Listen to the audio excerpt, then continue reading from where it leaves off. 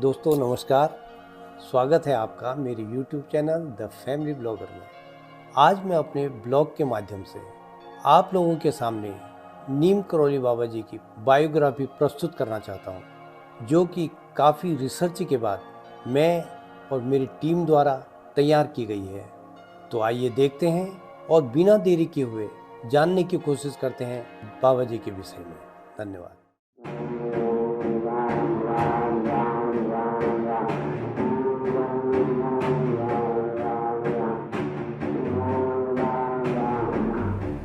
जय हिंद दोस्तों, क्या आप सन 1970 की एक ऐसी सच्ची घटना के बारे में जानते हैं जिसने दुनिया के मोस्ट फेमस साइंटिस्ट और बिजनेसमैन को हैरान करके रख दिया था।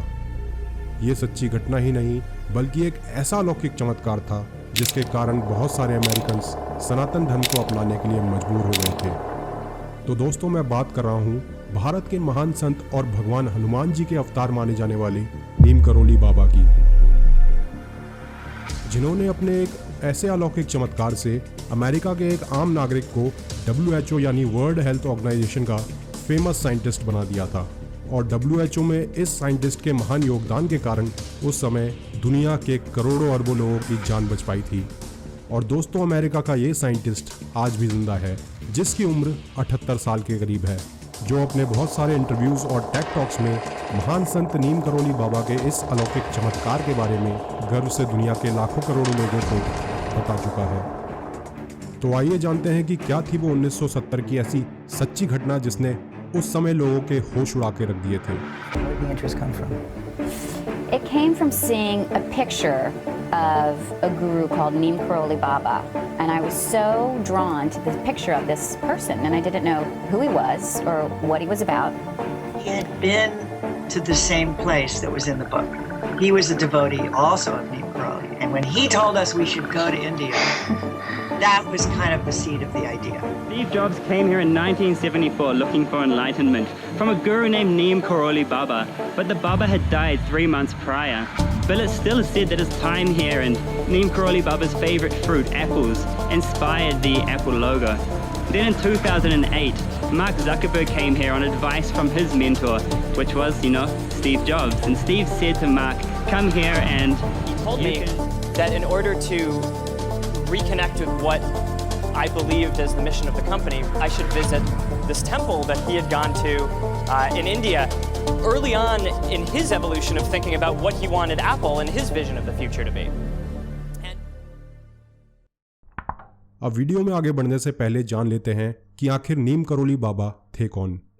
बाबा नीम करौली एक चमत्कारी बाबा थे जिन्हें आज भी उनके भक्त हनुमान जी का एक अवतार मानते हैं। बाबा नीम करौली का असली नाम लक्ष्मी नारायण शर्मा था। उनका जन्म 1900 के आसपास उत्तर प्रदेश के एक गांव अकबरपुर में हुआ था। लक्ष्मी नारायण शर्मा बचपन से ही भगवान हनुमान जी के बहुत बड़े भक्त थे। चूंकि लक्ष्मी नारायण शर्मा का जन्म एक ब्राह्मण परिवार में हुआ था, इस वजह से इन्हें बचपन से ही भगवान की पूजा करना बेहद पसंद था। जैसे जैसे लक्ष्मी नारायण शर्मा बड़े होते गए, इनका हनुमान जी के प्रति भक्ति भाव और ज़्यादा बढ़ गया और तब से मानो लक्ष्मी नारायण शर्मा पे हनुमान जी की बड़ी कृपा हुई। जब इनकी उम्र 8 वर्ष की थी तो उस साल लक्ष्मी नारायण शर्मा की माता कौशल्या देवी शर्मा का देहांत हो गया। इसके बाद गांव और समाज के दबाव में आकर लक्ष्मी नारायण शर्मा के पिता दुर्गा प्रसाद शर्मा ने दूसरी शादी कर ली। कारण ये था कि लक्ष्मी नारायण शर्मा की उम्र काफ़ी कम थी और इसके बाद से ही लक्ष्मी नारायण शर्मा का भगवान की भक्ति में रुझान और भी ज़्यादा बढ़ गया। क्योंकि उस समय शादी कम उम्र में ही हो जाती थी, मात्र 11 वर्ष की उम्र में ही उनका विवाह राम बेटी नाम की एक लड़की से हो गया। पर शादी के कुछ सालों बाद ही मात्र 13 साल की उम्र में साधु बनने के लिए उन्होंने अपना घर छोड़ दिया और गुजरात के राजकोट के ही एक आश्रम में चले गए और वहां अपनी तपस्या शुरू कर दी। जिसके बाद राजकोट में इनका नाम लक्ष्मी नारायण शर्मा से बदलकर बाबा लक्ष्मण दास हो गया। लक्ष्मण दास के भोलेपन और व्यवहार से उस आश्रम के महंत लक्ष्मण दास उर्फ लक्ष्मी नारायण शर्मा से अति प्रसन्न रहने लगे और एक दिन उन्होंने ये घोषणा कर दी कि मेरे कार्यकाल के बाद लक्ष्मण दास ही इस आश्रम के अगले उत्तराधिकारी बनेंगे। लेकिन इस घोषणा के कारण जो वहां गुरु शिष्य थे वो अब लक्ष्मी नारायण से रूठे रूठे रहने लगे। लक्ष्मी नारायण को जब इस बात का एहसास हुआ तो उन्होंने महाराज से आज्ञा ली और फिर एक दिन वहां से चले गए। वहां से जाने के बाद लक्ष्मी नारायण गुजरात में बबनिया गांव चले गए और वहां एक तालाब के किनारे हनुमान जी का एक मंदिर बनाकर एक कठिन तपस्या का प्रण ले लिया। इसके बाद यहाँ पे लक्ष्मी नारायण शर्मा घंटों तक तालाब में खड़े होकर भगवान हनुमान जी की तपस्या करने लगे, जिस वजह से यहाँ के लोग इनको तलैया बाबा के नाम से बुलाने लगे। कहा जाता है कि इस दौरान बाबा की उम्र सिर्फ 17 वर्ष थी जब उन्हें अलौकिक ज्ञान की प्राप्ति हुई थी। पर फिर साल 1917 में बाबा ने ये आश्रम भी बबनिया गांव के ही एक संत रामबाई को सौंप दिया और वहां से चले गए। जिसके बाद लक्ष्मी नारायण शर्मा और तलैया बाबा गंगा मैया के दर्शन के लिए एक ट्रेन में बैठ फर्रुखाबाद उत्तर प्रदेश के लिए रवाना होने लगे। जब बाबा लक्ष्मी नारायण बबनिया से फर्रुखाबाद के लिए ट्रेन से रवाना हुए तो बाबा फर्स्ट क्लास डब्बे में बैठकर यात्रा कर रहे थे।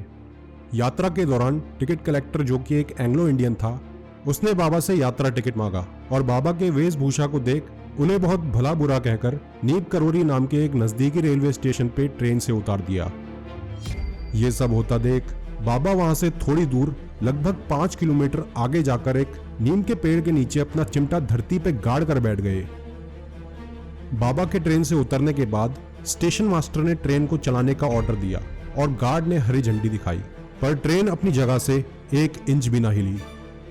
बहुत प्रयास करने के बाद भी जब ट्रेन नहीं चली तो लोकल मैजिस्ट्रेट, जो बाबा को जानते थे, उसने उस एंग्लो इंडियन टिकट कलेक्टर को बाबा से माफी मांगने और उन्हें सम्मान पूर्वक ट्रेन के अंदर लाने को कहा। ट्रेन में सवार अन्य लोगों ने भी मैजिस्ट्रेट का समर्थन किया। जब टिकट कलेक्टर ने बाबा से माफी मांगी और बाबा को इज्जत से ट्रेन के अंदर बैठाया, तब जाकर ट्रेन वहां से रवाना हो सकी। उसके बाद वहां के लोगों ने बाबा से आग्रह किया कि बाबा, आप गंगा मैया के दर्शन के बाद हमारे गांव नीम करोली में ही रहना। इस वजह से बाबा का नीम करोली में भी एक आश्रम है और भारत सरकार ने भी उनके सम्मान में यहाँ लक्ष्मण दासपुरी के नाम से एक हॉल्ट स्टेशन बना दिया। जिसके बाद फिर लक्ष्मी नारायण शर्मा बाद में नीम करोली वाले बाबा के नाम से भी मशहूर हो गए।